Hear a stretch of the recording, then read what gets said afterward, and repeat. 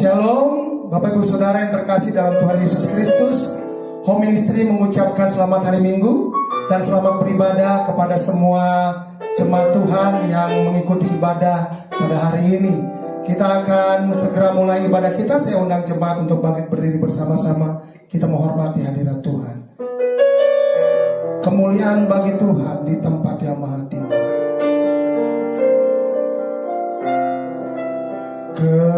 Kemuliaan bagi Tuhan di tempat maha tinggi. Kau Raja diagungkan dan dipuji.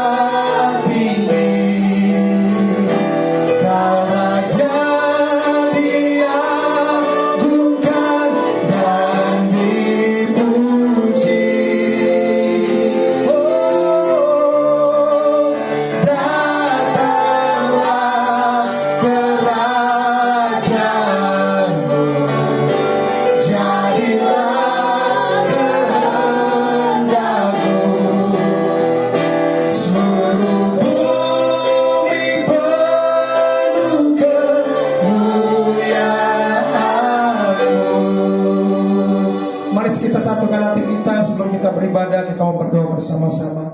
Terima kasih Bapa yang baik.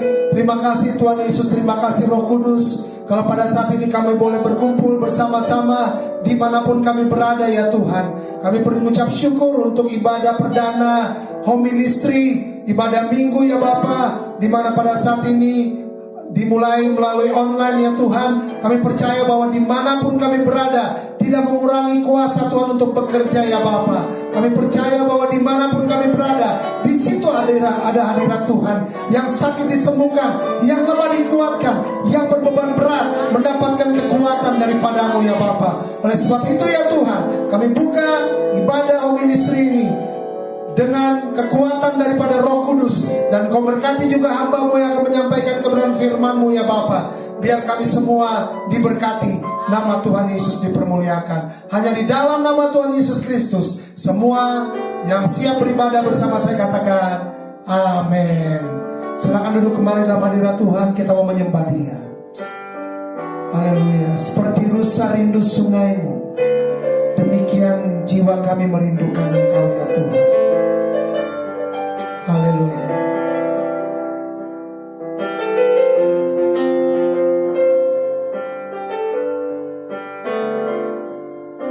Seperti rusa rindu sungai-Mu, jiwaku rindu Engkau.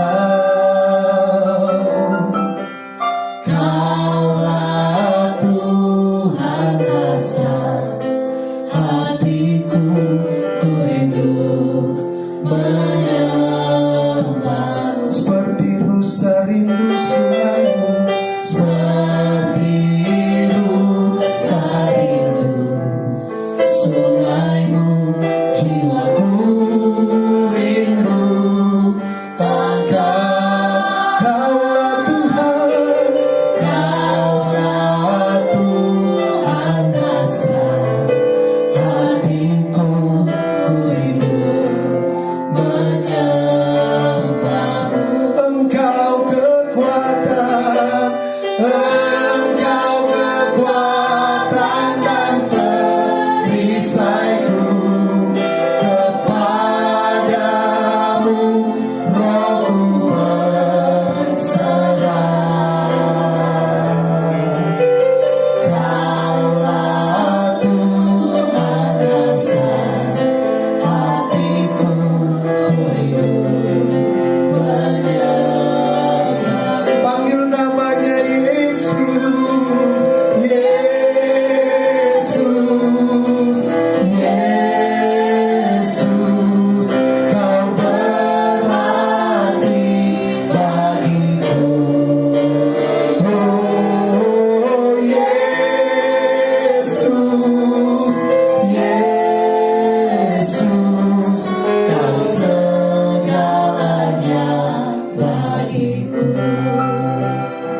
Kami rindu Engkau seperti rusa merindukan sungai ya Tuhan. Katakan seperti rusa sungaimu Tuhan. Jiwaku rindu Engkau. Kaulah Tuhan, hati kami rindu menyembah Engkau, kekuatan dan perisai.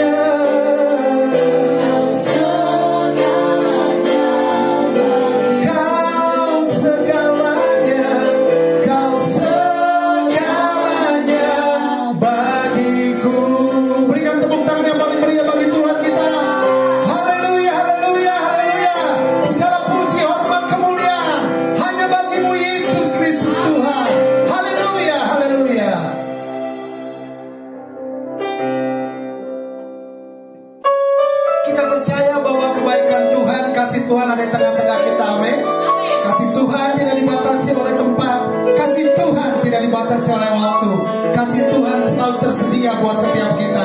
Oleh sebab itu mari sama-sama nyanyikan kasih setia Tuhan, kebaikan Tuhan dalam kehidupan kita. Yesus itu baik, sungguh baik bagiku. Haleluya.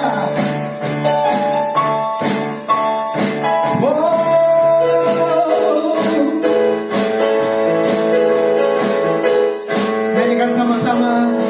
Yesus itu baik, sungguh baik bagiku. Ditunjukkannya kasih setianya. Dia menyediakan yang ku perlukan, menyatakan kebaikan, menyatakan kebaikan, menyatakan kebaikannya padaku. Kasih setianya tak pernah berubah, dulu, sekarang, dan selamanya. Tegaplah kuasa, Ajaiblah kuasa dalam namanya. Yesusku luar biasa. oh, Engkau sungguh baik Tuhan. Sama-sama katakan Yesus itu baik. Yesus itu baik, sungguh baik bagiku. Ditunjukkannya kasih setia. Dia menyediakan Menyediakan yang ku perlukan, menyatakan kebaikan, menyatakan kebaikan, menyatakan kebaikannya padaku. kasih setianya. Kasih setianya tak pernah berubah, dulu, sekarang, Dan selamanya ajaiblah kuasa, ajaiblah kuasa dalam namanya. Yesusku luar biasa. kasih setianya Kasih setianya tak pernah berubah, dulu, sekarang, dan selamanya. Oh, ajaiblah kuasa, ajaiblah kuasa dalam namanya. Yesusku luar biasa. mari terus nyanyikan kebaikan Tuhan. Tiada berkesudahan kasih setiamu ya Tuhan, selalu baru setiap pagi buat kami Tuhan. Haleluya. Nyanyikan sama-sama semua. Tiada berkesudahan kasih setiamu Tuhan, selalu baru rahmat-Mu bagiku. Hari berganti, Hari berganti hari, tetap kulihat kasih-Mu, tak pernah berakhir di hidupku. semua katakan Tuhan Yesus baik, oh, sungguh amat baik, untuk selama-lamanya.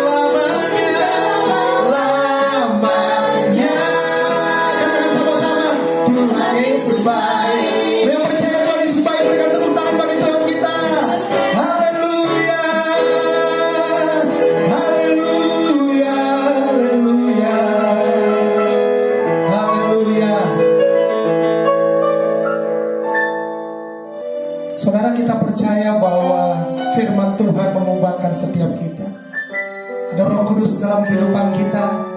Dia penasehat di hidup kita. Dia juga penghibur bagi jiwa kita. Terima kasih Tuhan.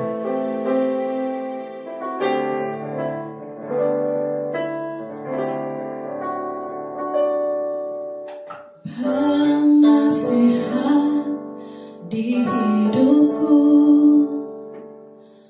penghibur bagi jiwaku, ya Roh Kudus penolongku di tubuh jiwa dan rohku. Penasehat di hidupku, penghibur bagi jiwaku, ya Roh Kudus penolongku di tubuh jiwa dan rohku. Engkau Maha Hadir, Roh Kudus di sini Kau bagiku. Pimpin hidupku dan jalanku, kuasa-Mu hidupkan jiwaku. Engkau Maha Hadir, Roh Kudus di sini Kau bagiku. Naungi hidupku dan jalanku, kuasa-Mu terjadi bagiku. Mari sama-sama nyanyikan lagu ini. Katakan penasehat di hidupku. Penasehat di hidupku, penghibur bagi jiwaku, ya Roh Kudus penolongku di tubuh jiwa dan rohku. Penasehat di hidupku, penghibur bagi jiwaku, ya Roh Kudus penolongku di tubuh jiwa dan rohku. Kau Maha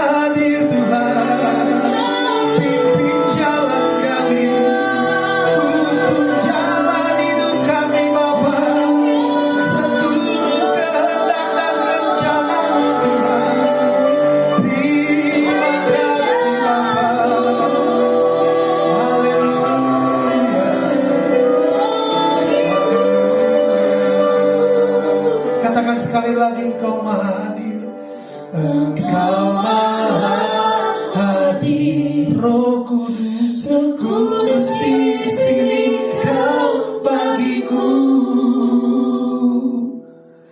Pimpin hidupku dan jalanku.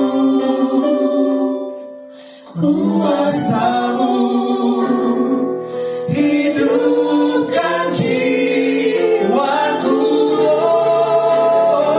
Engkau maha hadir. Roh Kudus di sini kau bagiku. Naungi hidupku dan jalanku.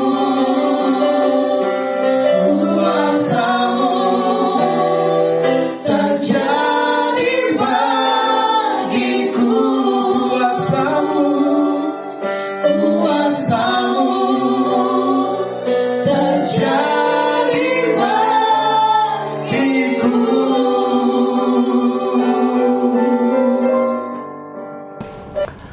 Shalom Sobat Home Ministry dimanapun Anda berada.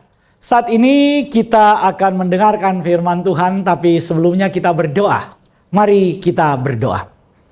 Bapa yang bertakhta dalam kerajaan sorga, Bapa yang mengenal kami sebagai orang-orang yang dipilih dalam rencana Tuhan yang kekal.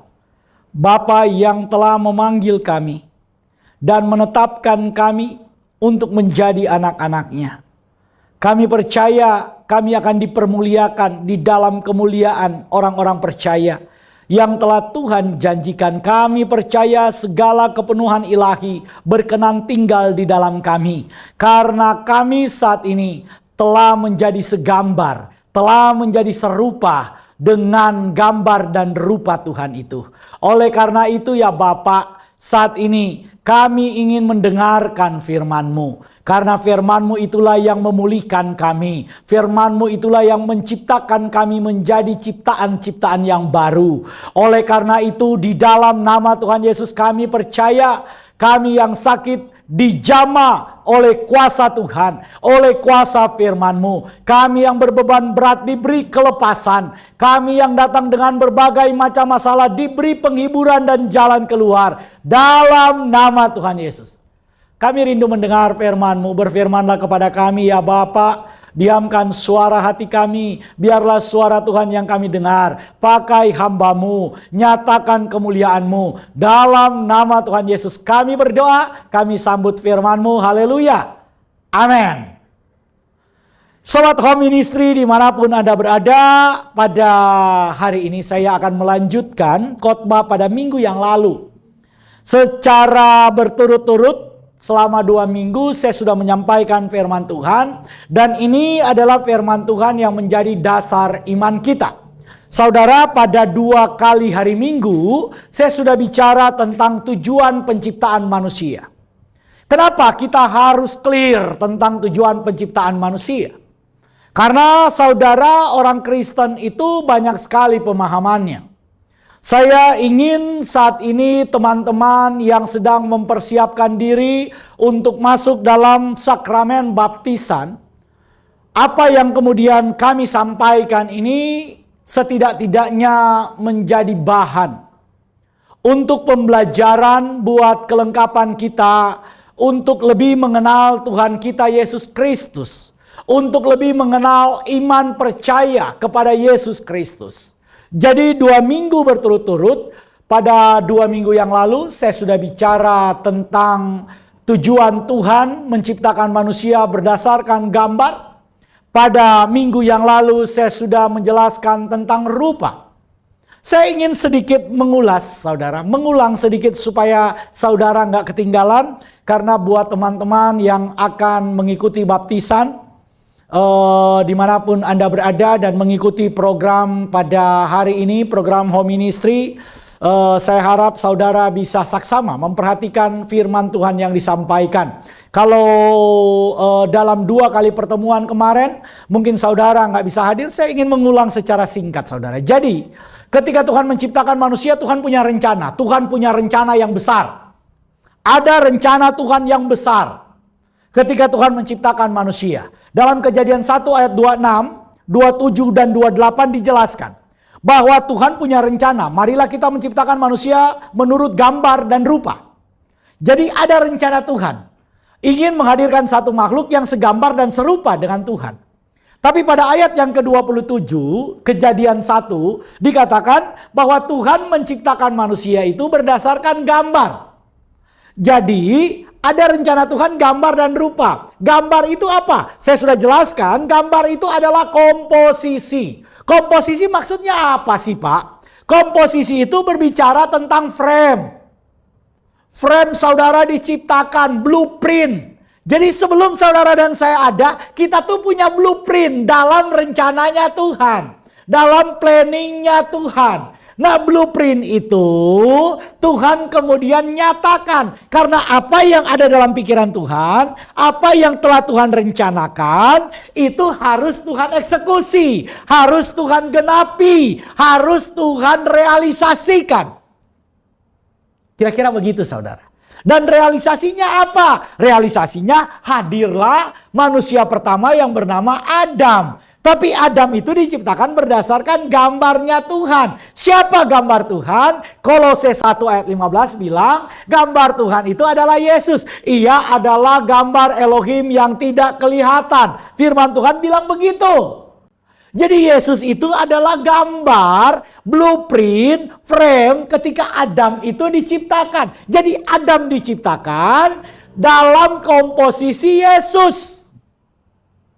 Kalau begitu, Yesus itu adalah rencana utamanya. Tuhan, Bapa, Elohim ingin menghadirkan Yesus segambar dengan Yesus di tengah dunia ini. Karena itu diciptakan Adam. Ayat 28 diperintahkan beranak cuculah. Menduplikasi gambar Tuhan. Benar Pastor Doni, thank you. Menduplikasi gambar Tuhan. Jadi lewat Adam itu Tuhan ingin duplikasi gambar Tuhan itu. Gambar Yesus itu. Tapi Adam gagal. Karena Adam gagal, maka kemudian gambar Tuhan yang tidak kelihatan itu harus nongol. Supaya apa? Supaya rencana Tuhan yang dari semula itu nggak berhenti. Jadi Yesus itu bukan rencana cadangan. Yesus itu rencana utamanya. Rencana utamanya itu dilakukan Tuhan lewat Adam tuh pertama tuh. Adam gagal. Nah turunlah ini sebagai rencana utama. Sampai di sini paham? Maka selanjutnya ketika manusia jatuh dalam dosa, manusia itu gambar Tuhan dalam diri manusia menjadi rusak. Karena gambar Tuhan menjadi rusak, firman Tuhan bilang dalam Kejadian 6 ayat 3, saya sudah khotbahkan minggu yang lalu, roh Tuhan itu keluar, roh Elohim itu keluar karena manusia tinggal daging, kata firman Tuhan. Itulah sebabnya ada ayat bilang, darah dan daging tidak akan mewarisi kerajaan sorga. Kenapa? Karena kualitasnya itu sudah turun downgrade. Saudara, ketika Adam jatuh dalam dosa, umur Adam itu masih 900-an tahun. Umur manusia yang paling tua itu adalah Metusala. Metusala itu umurnya 969 tahun. 969 tahun, lumayan. Siapa di sini yang sampai setengah umur Metusala? Ada nggak? Setengah aja. Nggak ada. Seperapat. Jadi 450, setengahnya 450 deh. 225 tahun, ada. Siapa di sini yang sudah umur 225 tahun? Coba cek mukanya. Jangan-jangan mukanya udah jadi fosil, saudara. 225 tahun, ada? Nggak ada. Kalau ada coba saudara cubit. Itu jangan-jangan udah jadi batu akik tinggal digosok mengkilap. Sorry. Ini. Jadi nggak ada saudara. Kalau begitu berapa? 225 tahun. Setengah 225 deh. Setengah 225, 112 tahun. Ada 112 tahun. Nggak ada. Nggak ada saudara. Umur manusia firman Tuhan bilang paling itu 70 tahun. Kalau lebih katanya sisanya penderitaan. Kemuliaannya adalah penderitaan. Jadi saudara, betapa turunnya kualitas manusia itu. Kenapa? Karena roh Tuhan sudah nggak tinggal. Nah, rupa itu bicara tentang kualitas. Manusia bisa memiliki kualitas karena ada nefes haya. Kalau tanpa roh Tuhan, tanpa roh kudus, manusia itu cuma daging. Manusia itu cuma tanah. Rapuh. Saudara dan saya tanpa roh kudus, kita cuma tanah. Gak ada nilai. Rasul Paulus bilang kita itu nekros. Seperti jasad yang berjalan hidup tapi kayak zombie. Hidup kayak jasad yang berjalan, itu nekros. Saudara dan saya hidup tapi mati. Hidup, iya bios, hidup, bergerak, iya, bernapas, iya. Tapi seperti zombie, saudara tahu zombie. Itulah manusia tanpa roh kudus. Oleh karena itu minggu lalu saya sudah jelaskan ini. Nah, saya ingin lanjutkan, mari kita baca. Mari kita baca, cukup pendek kan intro saya. Ya, kita baca Roma 8 mulai ayat 29 dan 30. Saya akan baca buat kita semua Roma pasal yang ke-8 ayat 29 dan 30, demikian firman Tuhan. Sebab semua orang yang dipilihnya dari semula, mereka juga ditentukannya dari semula untuk menjadi serupa dengan gambaran anaknya. Perhatikan. Sebab semua orang yang dipilihnya dari semula, dipilihnya dari semula. Mereka juga ditentukannya dari semula. Dipilih dari semula, ditentukan dari semula. Untuk apa? Untuk menjadi serupa dengan gambaran anaknya. Kenapa? Supaya ia, anaknya itu, menjadi yang sulung di antara banyak saudara. Sampai di sini dulu. Sampai di sini dulu, saudara. Jadi saudara, saya kan sudah jelaskan tujuan Tuhan menciptakan manusia itu supaya menjadi segambar. Perhatikan baik-baik. Tujuan keselamatan orang Kristen, orang percaya bukan sorga. Ulang sekali lagi, saudara. Tujuan keselamatan yang dikerjakan oleh Kristus, karya keselamatan yang dikerjakan oleh Kristus, tujuannya bukan sorga. Sorga terlalu kecil. Sorga itu terlalu rendah untuk dikapitalisasi sebagai tujuan karya keselamatan Kristus. Tujuan karya keselamatan Kristus supaya apa? Supaya kita menjadi segambar dengan Yesus. Jadi ini penting, saudara. Saudara dan saya itu dipanggil oleh Tuhan, dipilih oleh Tuhan, ditetapkan oleh Tuhan supaya kita segambar dengan Yesus, kembali kepada tujuan awal. Karena kita sudah melenceng, sudah keluar. Karena dosa, tujuan kita berbeda dengan tujuan Tuhan. Karena itu Tuhan panggil kita, Tuhan pilih kita, Tuhan tetapkan kita supaya segambar. Kembali kepada jalan yang Tuhan tetapkan. Karena sebelumnya kita sudah di jalan sana, saudara. Saudara mau ke Purwakarta, saudara perginya ke Banten. Bayangkan, dari Jakarta ditanya, mau kemana? Mau ke Purwakarta. Tapi jalannya kemana? Ke Merak. Saudara bisa bayangin nih. Saudara, kita ini bicara bahwa Tuhan menciptakan kita, tujuannya supaya saudara dan saya segambar dengan Tuhan. Bayangin. Kalau kemudian ada yang tanya, Raymond, kamu segambar dengan siapa? Dengan Yesus. Kalau ada yang nanya, kamu segambar dengan siapa? Jelek-jelek begini, saudara bilang, jelek-jelek begini nih. Ini nih gambarannya Yesus. Begitu dong. Itu orang percaya. Karena tujuan Tuhan menciptakan kita, firman Tuhan bilang, sebab semua orang yang dipilihnya dari semula. Mereka juga ditentukannya dari semula. Tujuannya apa? Supaya menjadi serupa dengan gambaran anaknya. Supaya ia, anaknya itu namanya siapa, saudara? Anaknya itu namanya siapa? Yesus. Nama anaknya itu adalah Yesus, menjadi yang sulung di antara banyak saudara. Ini luar biasa, saudara. Saya mau nanya. Saudara tahu Pangeran Charles? Raja Charles sekarang. Raja Inggris. Raja Inggris itu Charles. Ya, sekarang udah jadi raja. Kan dulu Pangeran Charles, mamanya Ratu Elizabeth.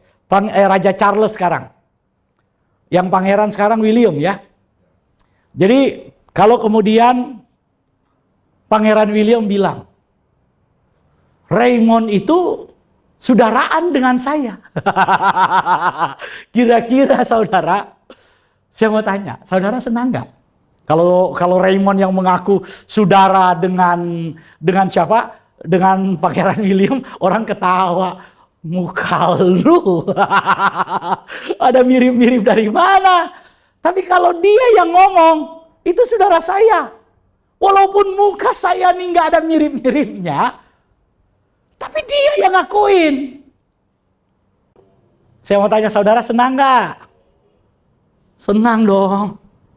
Kalau Pangeran William bilang, saudara saya, senang nggak? Senang. Sekarang Yesus ini bukan penguasa dunia, tapi dunia, sorga, segala kuasa ada di bawah tangannya. Ada di bawah kekuasaannya. Firman-Nya bilang bahwa supaya Yesus itu menjadi yang sulung di antara banyak saudaranya. Saudara-saudara yang dimaksud itu adalah Raymond, Pastor Doni, Pastor Valdo, semua kita saudara-saudaranya Yesus. Pak Mul itu saudaranya Yesus. Jadi kalau ada yang tanya, Pak, Bapak punya kakak enggak? Oh enggak, saya anak sulung. Enggak, saudara punya kakak paling tua namanya Yesus. Bagi orang percaya, saudaranya yang paling tua itu adalah Yesus. Satu gen, ngerti enggak ini? Yang saya ingin sampaikan, Yesus ngakuin kita ini satu genetik dengan dia. Karena itu saudara dibilang saudaranya. Kenapa? Karena satu darah. Ini bukan satu darah orang Ambon ya. Itu lain lagi. Karena banyak saya lihat teman-teman saya itu pakai baju satu darah. Ini bukan itu. Ya itu juga maksudnya kan satu darah gitu ya. Bangga, bayangin. Bangga satu darah. Yaitu dari mana? Darah orang-orang Maluku. Bangga dengan itu, saudara. Kita bangga dengan keindonesiaan kita, darah Indonesia. Karena itu satu tumpah darah. Saudara paham ini? Yesus itu ngakuin kita sebagai saudara-saudaranya. Firman-Nya bilang bahwa saudara dan saya dipilih, ditentukan sejak semula supaya menjadi serupa dengan Yesus, dikembalikan kepada gambar penciptaan itu, kepada tujuan penciptaan itu, supaya apa? Supaya Yesus anaknya itu, saudara perhatikan baik-baik loh. Yesus anaknya itu disebut anaknya itu, anaknya Bapa itu menjadi yang sulung di antara saudara-saudaranya. Jadi ini saudara konteksnya. Yesus anaknya itu artinya anak Elohim yang tunggal itu sekarang memiliki banyak saudara. Kita diadopsi menjadi satu genetik dengan Yesus. Barang siapa yang menerimanya, diberinya kuasa untuk menjadi anak-anaknya. Yohanes 1 ayat 12. Jadi saudara dan saya sekarang satu darah dengan Yesus. Karena itu dalam perjamuan kudus, Tuhan Yesus bilang, ambillah, makanlah, inilah tubuhku, minumlah, inilah darahku. Tujuannya apa? Penyatuan. Jadi kalau kita bicara tentang perjamuan kudus, kita bukan berbicara bukan tentang simbolisasi. Tapi kita sedang berbicara tentang penyatuan. Supaya orang Kristen dalam setiap ritual ibadahnya itu mengerti, memahami ada proses dramatisasi kekristenan. Yaitu puncak dari iman kita. Yaitu penyatuan dengan tubuh dan darah Yesus. Karena saudara dan saya adalah saudara Yesus. Kita satu genetik dengan Yesus. Oleh karena itu kita akan bahas. Kita akan bahas tema ini. tema panggilan keselamatan ini, tema pemilihan Tuhan ini, mungkin saya akan sampaikan dalam waktu 2 minggu. Jadi pada pertemuan yang pertama ini, mari kita bahas pelan-pelan, saudara. Kita bahas pelan-pelan supaya kita paham. Karena kalau kemudian saya terlalu buru-buru, saya takut bahwa saudara loncat memahaminya. Karena seperti yang Pastor Doni bilang, bahwa namanya kita ya, apalagi kita di rumah cuma ikuti program ini lewat online. Ada yang mungkin waktu dengar khotbah, dengar, tapi saking kusuknya mungkin ya doanya kelamaan. Jadi pas sadar udah selesai, disuruh berdiri. Ya kalau ada yang begitu tolong ditepok dulu. Ini masih ibadah. Oke, nggak nyindir kecuali ada yang tersindir. Oke, saudara, perhatikan baik-baik karena ini penting, khususnya buat teman-teman yang akan kemudian akan mengikuti sakramen baptisan. Tolong diperhatikan baik-baik. Oke, mari kita lanjut, saudara. Mari kita lanjut. Mari kita perhatikan sama-sama bagaimana proses panggilan Tuhan itu. Firman Tuhan berkata begini kepada kita tadi, bahwa kita itu dikenal oleh Tuhan. Kita itu ditetapkan oleh Tuhan. Kita dipilih oleh Tuhan. Ditetapkan oleh Tuhan dari semula. Karena firman Tuhan bilang bahwa mereka yang dipanggil itu ditetapkan. Jadi saudara, sebelum proses pemanggilan Tuhan, itu ada terlebih dahulu ketetapan Tuhan. Jadi sebelum saudara itu dipanggil oleh Tuhan, yang pertama itu ada ketetapan Tuhan. Jadi Tuhan menetapkan terlebih dahulu. Tuhan menetapkan itu seperti apa? Tuhan menetapkan di dalam kairosnya Tuhan. Sebelum segala sesuatu itu ada, sebelum segala sesuatu diciptakan, sebelum Tuhan membuat segala sesuatu, Tuhan sudah merencanakan saudara dan saya di dalam rencananya, di dalam kepalanya, di dalam logosnya, di dalam idenya. Karena itu kita disebut diciptakan di dalam Yesus. Karena Yesus itu adalah logosnya Tuhan. Jadi saudara, sebelum saudara itu lahir, sebelum Raymond itu lahir tahun 1977, lahir dari kandungan ibunya, nangis, sebelum Raymond lahir, Raymond itu sudah ada di rencananya Tuhan. Ya, ada. Jadi gini saudara, saya ingin jelaskan begini, supaya saudara paham.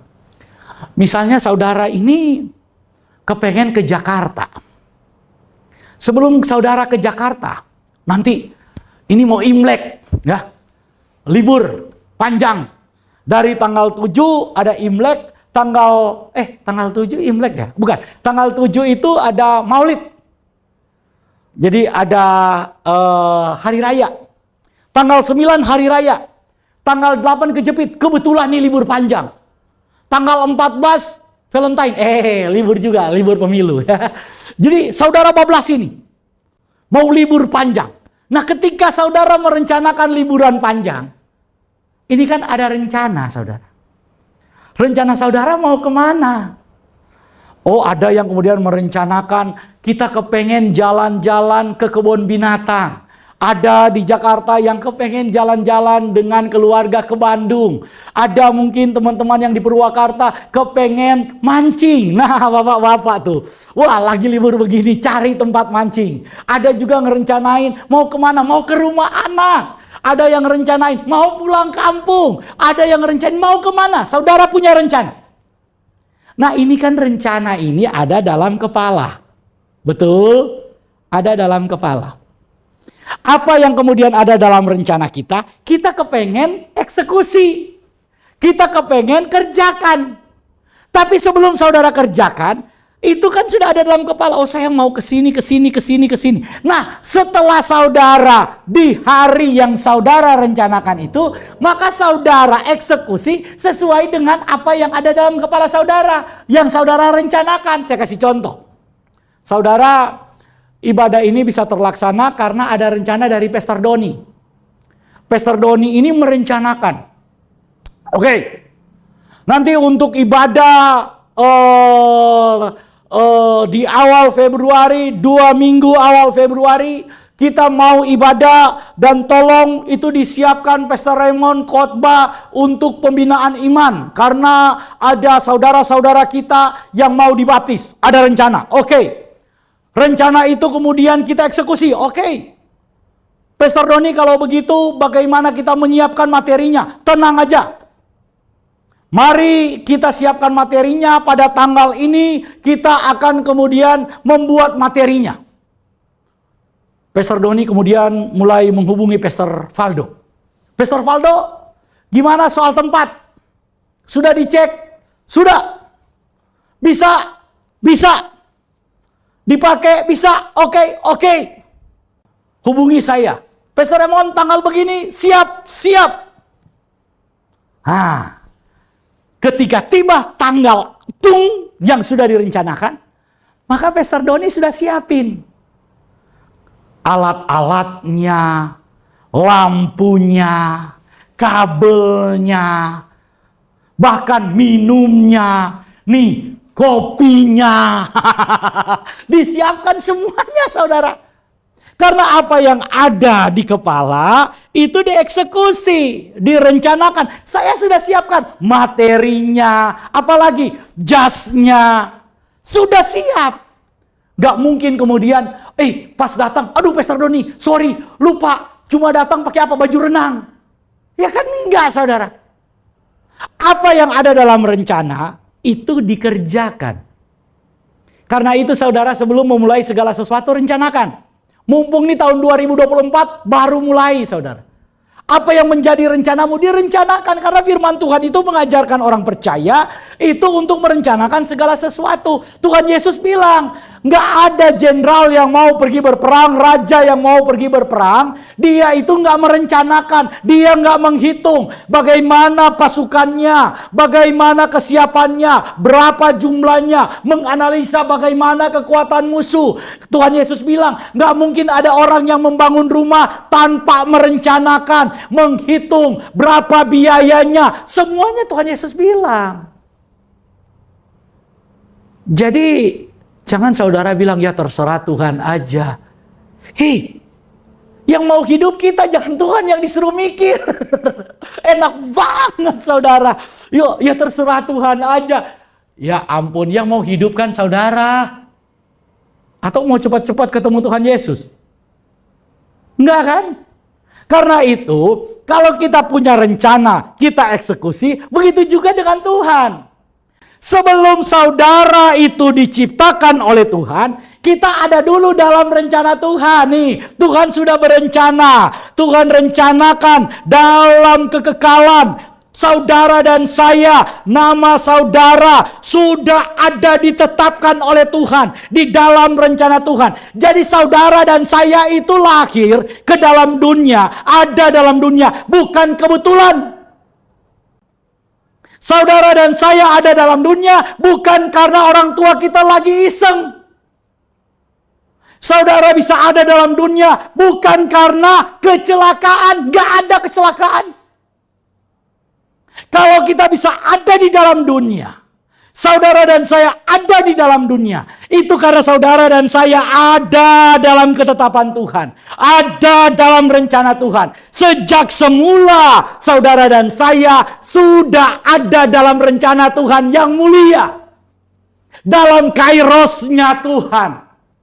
Karena saudara sudah ada dalam kairosnya Tuhan, maka kemudian selanjutnya saudara dan saya diciptakan oleh Tuhan, dihadirkan dalam kronos. Ini saudara, istilah yang saya pakai supaya saudara paham. Kairos itu adalah waktunya Tuhan. Ya, waktu kairos itu disebut waktu Tuhan atau waktu kekal. Kita yang ada dalam rencana Tuhan, kita itu sudah ada di waktunya Tuhan dalam kairos. Nah, karena kita ada di dalam Kairos, saudara dan saya itu dihadirkan, diciptakan Tuhan, hadir dalam kronos, dalam waktu yang ada kronologinya, ada urutannya. Tahun 1, tahun 90, tahun 2000, tahun 2023, 2024. Nah, saya ada dalam kepala Tuhan. Ketika Tuhan hadirkan Raymond ke dalam dunia, itu lahirlah Raymond di Kronos, di tahun di tengah dunia ini, tahun 1977. Tahun 1977 di bulan Oktober, Raymond itu Tuhan hadirin di dunia. Lewat keluarga orang tua saya, mama papa saya, bukan karena mereka lagi iseng-iseng, bukan. Karena begini saudara, waktu kecil saya suka dengar, karena saya itu lahir ketika orang tua saya sudah cukup berumur. Jadi mama papa saya sudah berumur, mama saya ikut KB gitu ya. Anak sudah 6 orang gitu saudara. Jadi udah saya punya kakak 6 orang, saya paling bungsu. Tiba-tiba saya lahir saudara. Kata mama papa saya, Raymond itu nggak direncanakan. Jadi orang tua saya, kalau anak yang pertama kan memang direncanakan. Kepengen punya anak pertama, direncanakan, ditunggu-tunggu. Jadi bersyukur saudara kalau anak pertama. Kasihan nih anak bungsu ini. Apalagi kalau kakak-kakaknya udah 7. Nah anak ke-8 gak direncanakan. Jadi, aduh nasib kita. Jadi orang tua itu, mama papa saya dulu saya suka dengar ngomong. Oh, Raymond itu nggak direncanakan. Itu waktu saya dengar, sering saya dengar tuh waktu saya SMP. Itu nggak direncanakan. Saya ikut KB, tiba-tiba bisa hamil. Jadi nggak ada dalam rencana, saudara. Saudara, saya ingin kasih tahu, mungkin kita nggak ada dalam rencana orang tua kita. Mungkin kita nggak ada dalam rencana keluarga kita. Mungkin itu betul. Tapi saya mau bilang, saudara, bukan kebetulan ada saya, bukan kebetulan hadir di dunia ini, enggak. Saya sudah ada dalam rencana kekal Tuhan itu. Jadi kalau kemudian di tempat ini, yang mengikuti program ini ada yang bilang, waduh anak saya ini lahir karena kecelakaan pak. Sebenarnya nggak ada niat. Kecelakaan aja. Kecelakaan, kamu aja yang gatel. Jadi nggak ada kecelakaan. Sekali lagi orang Kristen itu percaya bahwa kita hadir di dunia ini bukan karena kebetulan. Kita hadir bukan karena kecelakaan. Kita hadir bukan karena tanpa rencana. Kita hadir ada dalam rencana besar Tuhan. Tuhan merencanakan saudara dan saya hadir di waktu engkau lahir, ditempatkan di dalam dunia ini. Ketika saudara ditetapkan dalam kairosnya Tuhan, Tuhan ciptakan saudara di dalam dunia, hadir dalam waktu kronos ini. Di tahun berapa saudara lahir, Tuhan hadirkan saudara ketika ada di dunia ini. Tuhan kenal saudara.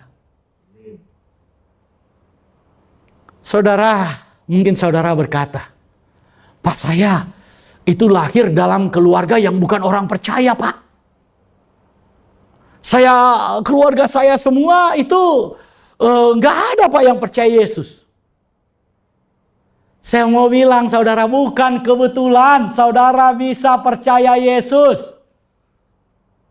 Saudara bisa ambil keputusan saya terima Yesus, itu bukan kebetulan. Itu kenapa bisa terjadi? Karena saudara sudah ditetapkan Tuhan. Namamu ditetapkan di dalam kekekalan. Ketika saudara hadir, Tuhan kenal saudara. Tuhan gak lupa saudara. Saudara, saya mau bilang, saudara saya dan saudara dikenal oleh Tuhan. Walaupun saudara tinggal di gang yang sempit. Saudara tinggal di rumah yang bersusun-susun. Tuhan kenal. Tuhan gak mungkin salah. Tuhan kenal. Walaupun tetanggamu tidak kenal engkau, walaupun gak ada orang yang kenal engkau, tapi Tuhan kenal saudara dan saya. Tuhan kenal siapa yang Dia tetapkan dari semula. Karena sejak dalam kekekalan, nama saudara Tuhan ingat. Nama saya Tuhan ingat. Tuhan tahu. Saudara perhatikan slide-nya. Jadi kita ditetapkan di dalam kekekalan. Ketika saudara dihadirkan di dalam Kronos, Tuhan mengenalmu. Karena Tuhan mengenal saudara, firman Tuhan bilang dalam Roma, Tuhan kemudian apa? Memanggil saudara dan saya. Jadi karena Tuhan kenal, maka Tuhan panggil. Karena saudara dikenal oleh Tuhan, maka kemudian saudara dipanggil oleh Tuhan. Saya dipanggil oleh Tuhan. Saudara tahu bagaimana saya dipanggil oleh Tuhan? Saudara, memang saya lahir dalam keluarga Kristen, tapi hidup saya enggak benar. Saya dipanggil, saudara, untuk kemudian pergi sekolah teologi itu ketika saya turun dari truk, baru selesai main nyabung ayam. Baru selesai nyabung ayam, saudara. Siapa di sini yang suka sabung ayam? Itu kerjaan saya dulu. Selesai nyabung ayam, saudara, saya turun dari truk. Satu pegang ayam yang menang, satu pegang ayam yang mati. Karena kalau nyabung ayam, itu ayam yang mati itu jadi milik kita. Tapi ayam ini bukan punya saya. Ayam ini punya kakak saya. Jadi yang nyabung ayam kakak saya. Halo bro, brother. Jadi saudara, saya bawa nih ayam. Baru turun dari truk. Karena dari tempat nyabung ayam, itu harus pakai truk. Karena dikejar-kejar polisi, jadi masuk ke setengah hutan. Jadi turun tuh pakai truk. Truk angkut-angkut pasir. Jadi turun pegang ayam. Waduh. Pas turun saudara, ada saudara. Anaknya di Jakarta. Anaknya di Jakarta. Anaknya kalau cerita itu pasti. Dia cerita itu. Sekarang di Pasar Minggu anaknya. Ya teman kuliah saya juga. Kakak kelasnya Dedi juga. Seangkatan dengan saya. Jadi kemudian saudara ketika turun. Mama teman saya ini masih saudara. Ngomong. Remon. Mau nggak kamu sekolah teologi? Hah? Sekolah teologi? Iya, jadi pendeta. Mau nggak?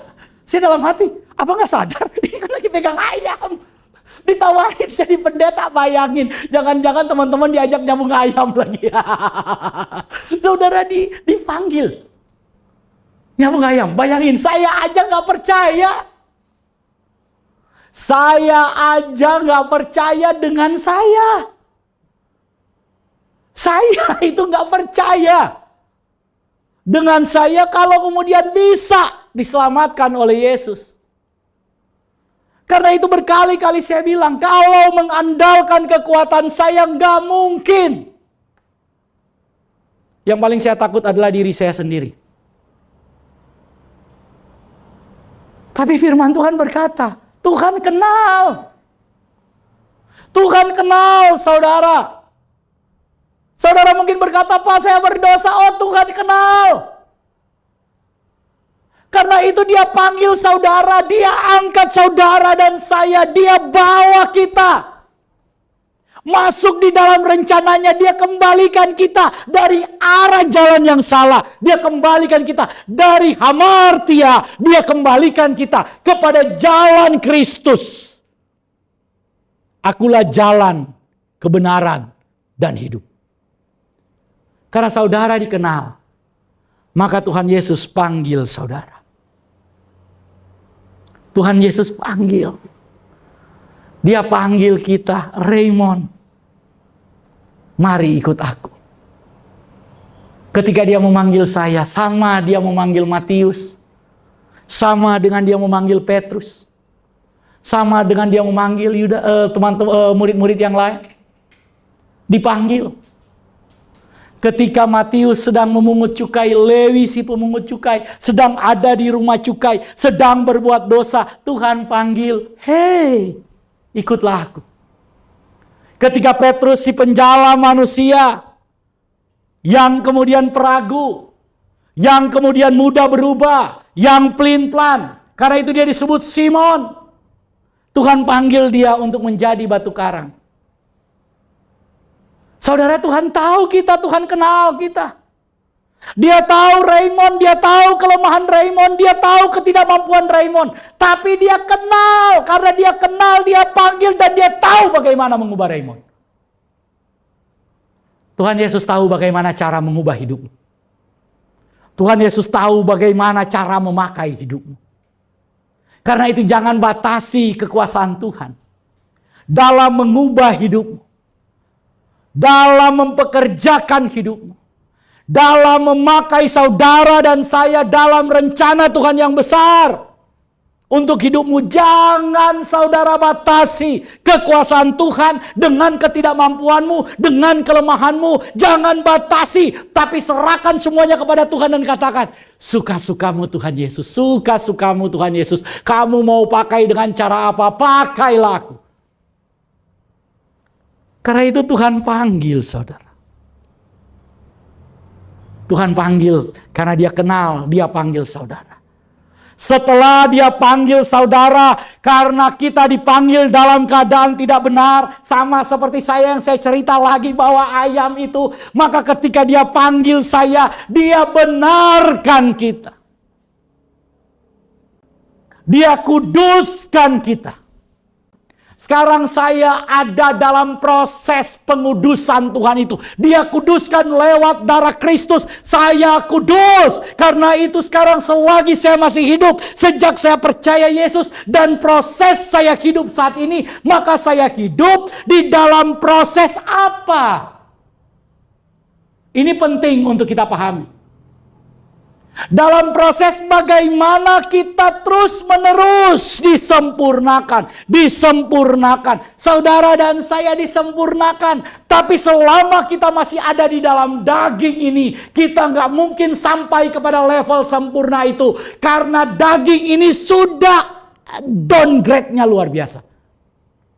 Contoh tadi tuh umur 900-an tahun, sekarang umur manusia berapa tahun? 70 tahun. Apa ada 10%-nya? Enggak. Betul? Nggak sampai 10% saudara. Yang tersisa kualitasnya, kualitas manusia itu sangat bawah. Menyentuh tanah.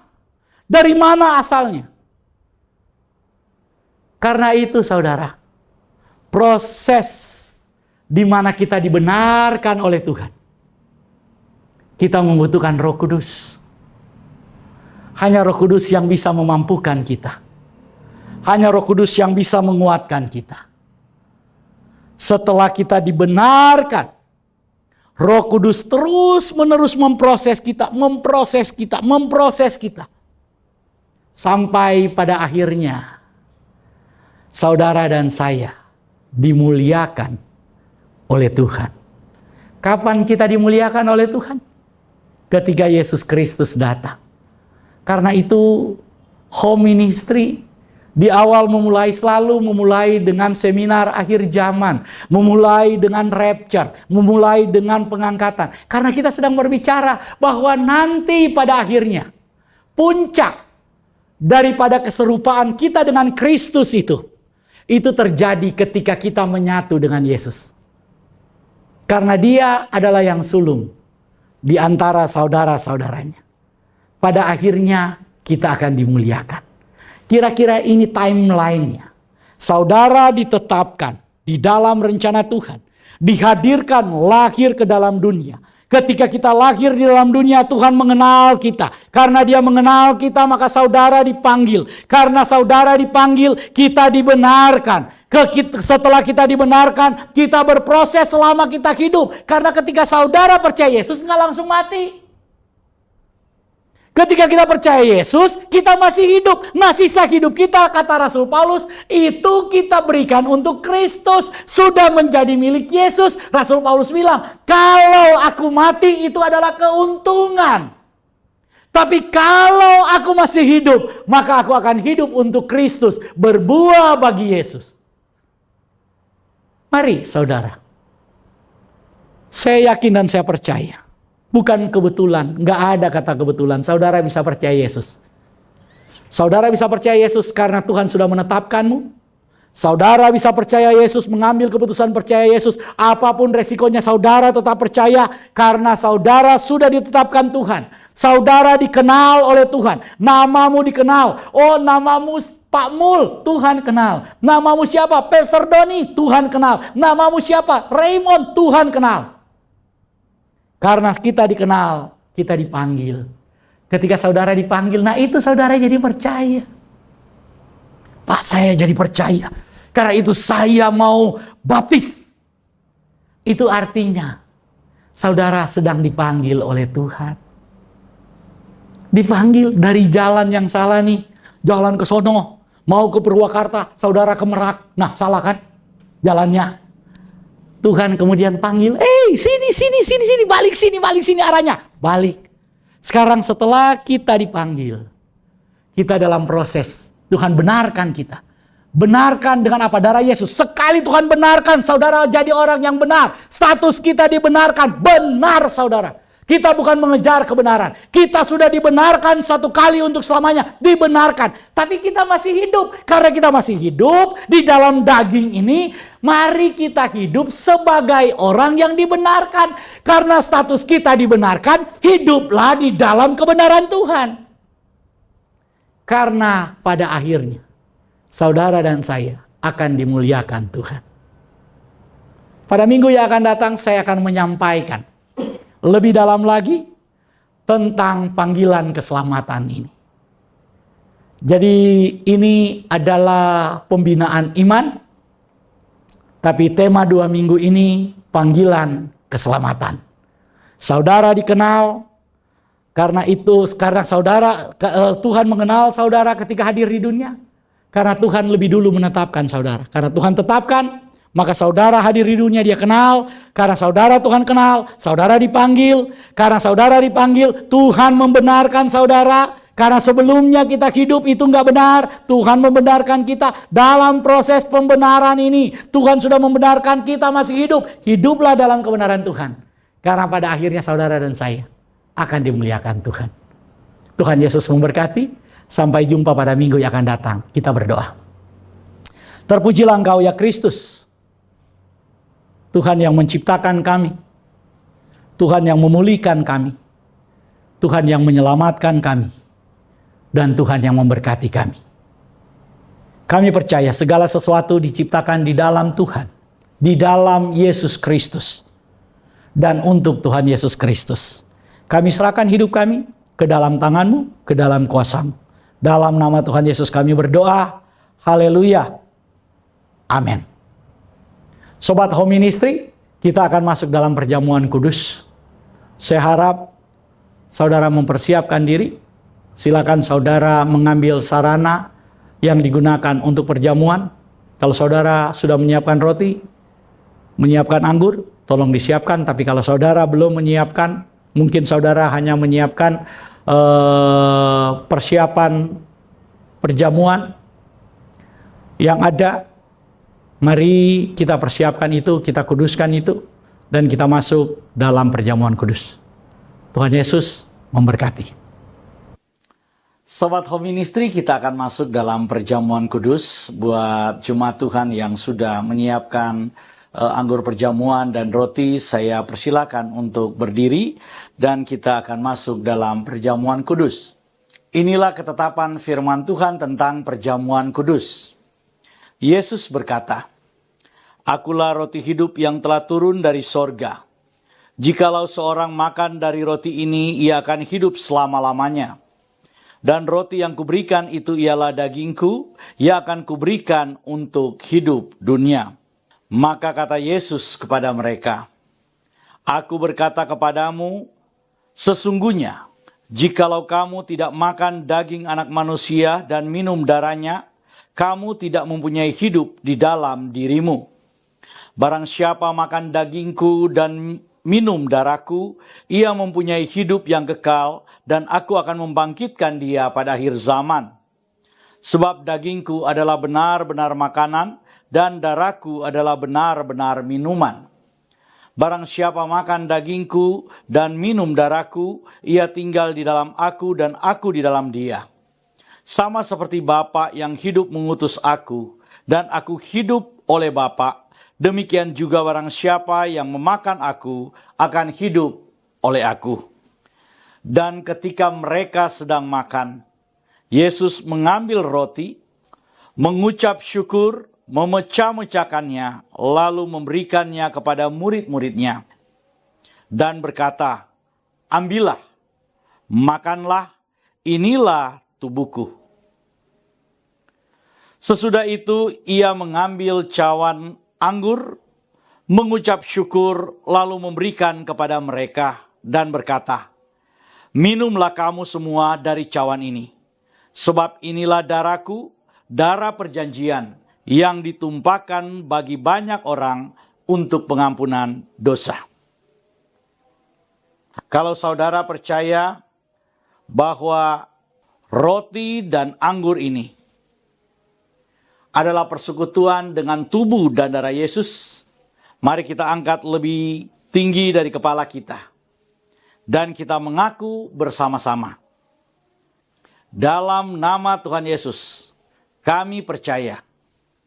Kalau kami minum darah Tuhan Yesus, maka kami memiliki kehidupan yang kekal. Kami percaya, kalau kami minum darah Tuhan Yesus, maka semua sakit penyakit kami telah disembuhkan. Kami percaya, kalau kami minum darah Tuhan Yesus, maka semua dosa telah dihapuskan. Kami percaya, kalau kami minum darah Tuhan Yesus, maka semua kutuk dan intimidasi dosa telah dipatahkan. Kami percaya, kalau kami makan tubuh dan minum darah Yesus, maka kami mendapat bagian dalam tubuh kebangkitan Tuhan Yesus Kristus dan akan diangkat untuk bertemu dengan Tuhan Yesus di awan-awan yang permai. Karena itu, dalam nama Tuhan Yesus, kami percaya bahwa kami telah diselamatkan. Jadilah sesuai dengan iman percaya kami. Mari kita angkat tubuh Tuhan Yesus lebih tinggi dari kepala kita dan sama-sama kita makan dalam nama Tuhan Yesus. Mari kita angkat darah Tuhan Yesus lebih tinggi dari kepala kita dan mari kita minum sama-sama dalam nama Tuhan Yesus.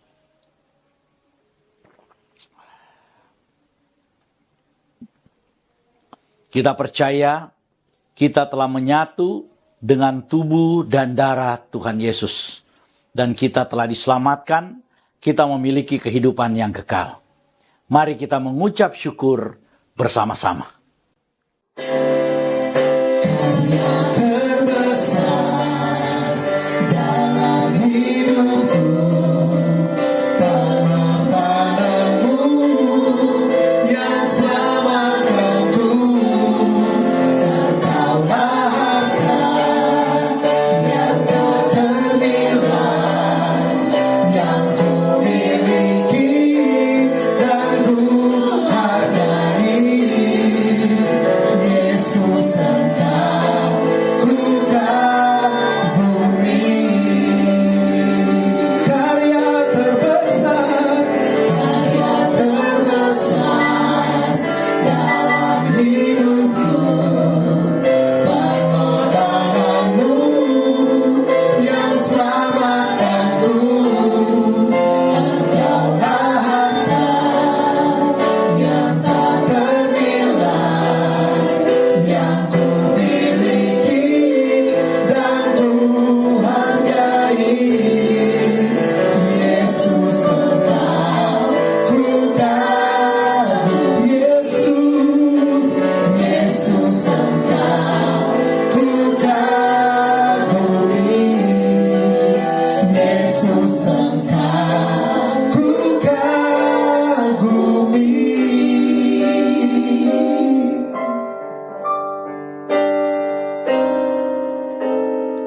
Jemaat Tuhan milik Tuhan, sebelum kita kembali ke rumah kita masing-masing, mari kita menerima berkat dari Tuhan Yesus Kristus.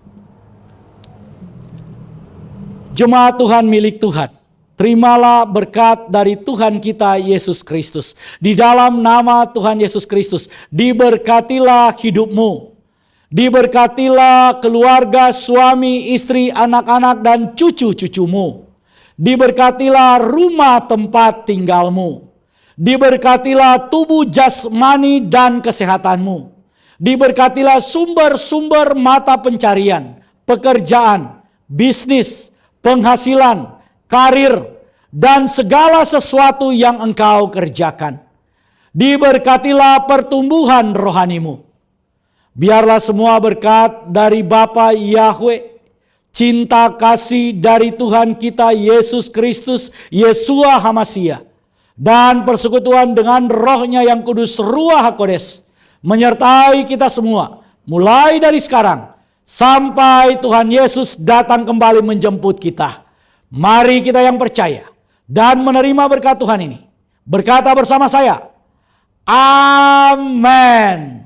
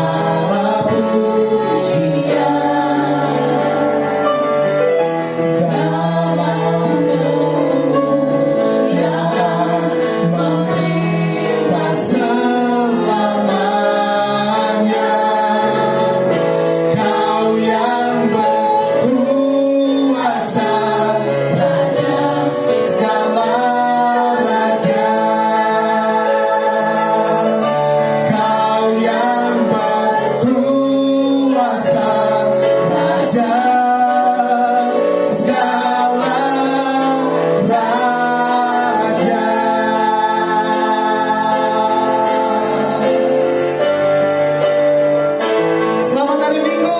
Tuhan Yesus memberkati kita semua. Shalom.